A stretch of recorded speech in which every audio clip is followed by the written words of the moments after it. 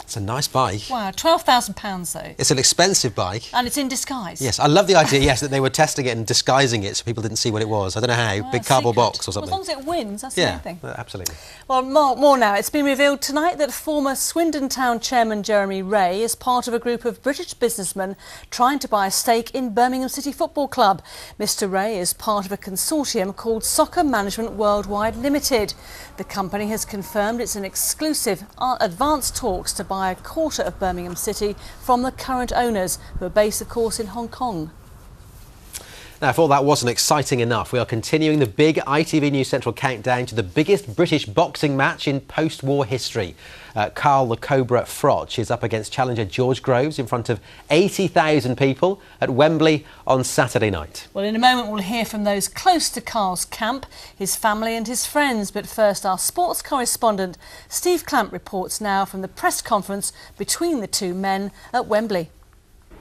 The first time George Groves and Carl Froch met at Wembley Stadium, there was quite a bit of disrespect between the two. Groves constantly in Carl's ear, and then of course Carl did give George Groves that shove. Today's press conference, today's meeting, would it be the same? Would there be fireworks? Well, actually, it was surprisingly civilised.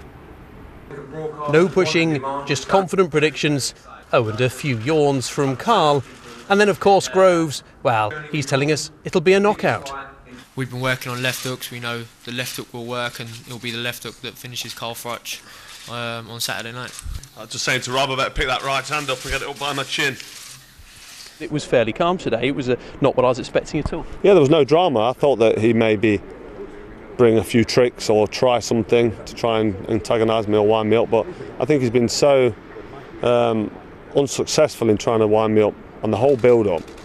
I think he's given it up now.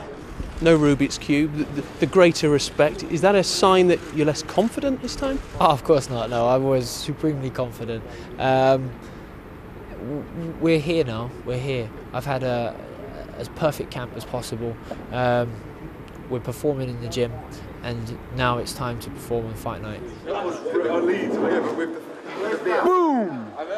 So both fighters supremely confident that they can be victorious here at Wembley Stadium. George Groves is just finishing off the last of his interviews behind me. Carl Froch has already left the building, and Froch certainly in very good shape in the build-up to this. We've seen what a superb boxer he is. But what about Carl away from the ring? Well, we asked Sean Davey, one of Froch's friends, to find out a little bit more for us about Carl Froch, the man.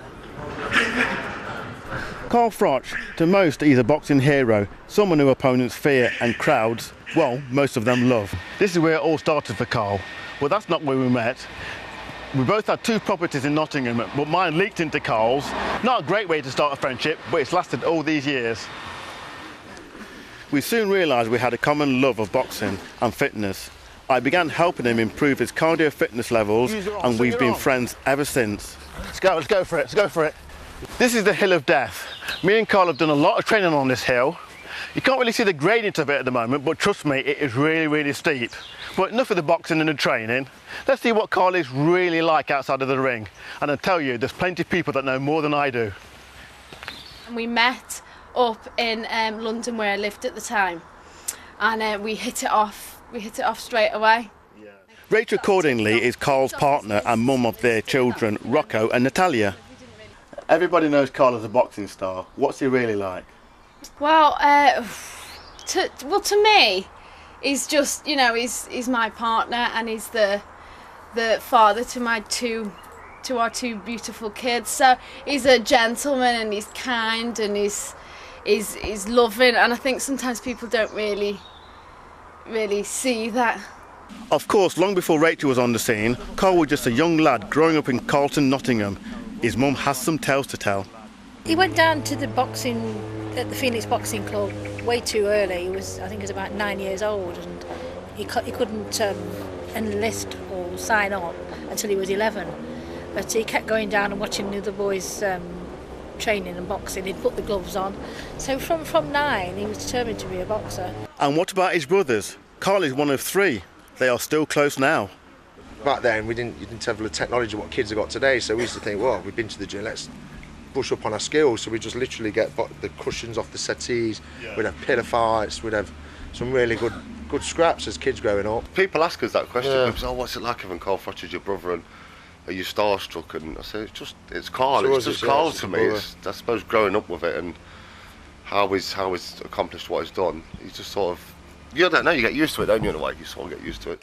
When I met Carl, he was a young, highly rated boxer who was only really known in boxing circles and in the local area. Since then, success, fame and fortune have all come his way, but he's kept the same friends and maintained close to his family.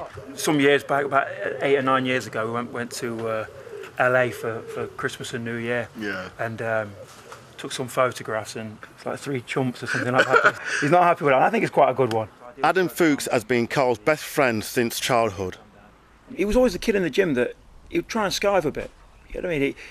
If he was doing the press-ups, he'd find an area just to sort of duck out of the way and hide. If he was doing the runs, he would run but just sort of take his time. But then he had this natural ability, no matter how hard you worked, when it came to the fighting, he could just beat you. Is the best friend you could have or associate you could have, to be there for what you need in somebody, to cover all the bits where you need somebody. I always say, just do what you can do that you know you can do, be the best that you can be, and believe in yourself, be confident, and I'll be there waiting and watching. I respect him, and what a brilliant world champion this country's had, if not one of the best of all time. I love him to bits. As you can see, this is why Carl's a very popular guy. I just want to say, you know, from me to you, Carl, it's been a privilege being your friend, and I just want to wish you all the very best for May the 31st. I know you can do it. Come on, Carl. Come on, Carl. It's exciting, isn't it? I can't wait. Well, you don't often get these kind of sporting events which kind of transcend sport and kind of general life, and I think this event on Saturday really has. The big day, of course, is fast approaching. We'll have the final part of our build-up on tomorrow's programme, and Steve Clamp will be ringside at Wembley. And we'll hear the thoughts from other boxers on who'll have the edge over the 12-round fight. I will also catch up with Carl's trainer, Rob McCracken, who is, of course, from Birmingham. But now the national and international news is a few moments away. Let's take a look at what's coming up with Alistair Stewart. Making home ownership easier, but Help to Buy helps just over 7,000. Most are first-timers and away from London, so no bubble there. The real problem remains a shortage of new houses. Honouring the memory and achievements of Stephen Sutton, who raised over $4 million to help other young cancer patients. Off parade, Sandhurst cadets wear their own distinctive off-duty dress. And As You Were, and how the government wanted us seen abroad, the black and white archives of days gone by. Join Julie Etchingham and me at 6:30. We return now to our top story, the vigil taking place tonight for Stephen Sutton, the teenager who died from cancer. Yes, while we've been on air, Stephen's coffin has left his home in Burntwood and is heading for Lichfield Cathedral. Keith Wilkinson joins us from there now. What's happening at the moment where you are, Keith? Well, the crowds are starting to build up here. Stephen's body is due at the cathedral between about 6:45 and 7 o'clock. There's going to be a service here at 7 o'clock. His body is to remain in the cathedral overnight before a private funeral tomorrow. Now, it is, of course, a very sad event, this, but his family have said Stephen wanted to put the fun into the funeral. His mother has told people, don't feel you need to wear black. She says she wants this to be a celebration of life, and many people here are with yellow ribbons, and the whole of Lichfield, the route all the way from Burntwood, is covered in these yellow ribbons. So clearly a lot of people, while sad, are having fun here as well this evening.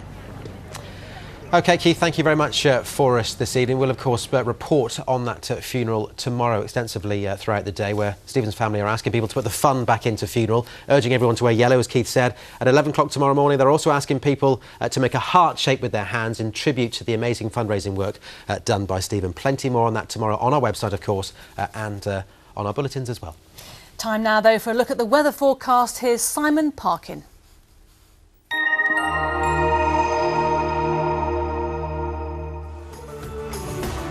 What's in store for today? ITV Local Weather, sponsored by CenterParcs. Well, you can tell it's been wet recently when even the geese are struggling to get their umbrellas up. But the good news is things are calming down. The low pressure that's been around all this week, throwing various bits of dampness our way, is easing off, and from the southwest in nudges an area of high pressure. So that means for the weekend things will be a bit drier, a bit brighter and a little bit warmer as well. For this evening, we've still got a Met Office weather warning in place for some quite hefty showers over the next couple of hours. Could be a bit of surface flooding down in the south of the region. Elsewhere, a lot of cloud, and it will be dry through the night too. Once those showers have fizzled away, we're looking at lows of around 10 or 11 degrees. So at least it's not a cold start to tomorrow. And yes, it will be a bit on the grey side, but even through the morning we'll see a glimpse of brightness here and there, a couple more into the afternoon, and when the sun comes out we're looking at highs of around 17 degrees. But even under the cloud it won't feel too bad, with highs of around 15. Now, sunrise tomorrow morning is just after 10 to 5, and sets again around 9 tomorrow night, and then Saturday will be a very decent day. A slim chance of an odd shower, but a lot of dry and fine weather. Warmer too. Sunday starts well but goes downhill later. ITV Local Weather, sponsored by CenterParcs.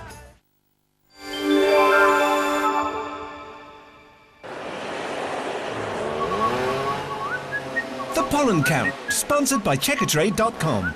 Checkatrade.com. Well, thanks to the dull weather, at least pollen levels are low this evening, and tomorrow they'll be low as well, unless you get a decent dry and bright spell when they may creep up to moderate, and that's the plan as we head through the weekend too.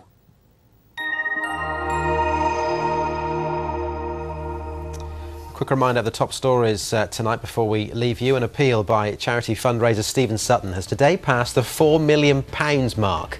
The news came on the day people in Staffordshire paid tribute to him at a vigil in Lichfield Cathedral this evening ahead of a private funeral tomorrow. David Cameron has been in the region today, wishing the England football team good luck ahead of Brazil as they trained at St George's Park. Jaguar has helped develop a new £12,000 bike for Team Sky. The bike uses technology more common to a Formula One car, and the team boss Dave Brailsford is confident it can win this year's Tour de France. Of course, remember, for all news on the Midlands, go to our website where you can find out how this elephant has become the first in the world to take an Elfie selfie. ITV.com/central. Go straight there now. That's all we've got time for this evening. We will see you tomorrow. Until then, from the team here, have a good evening. Goodbye. Goodbye.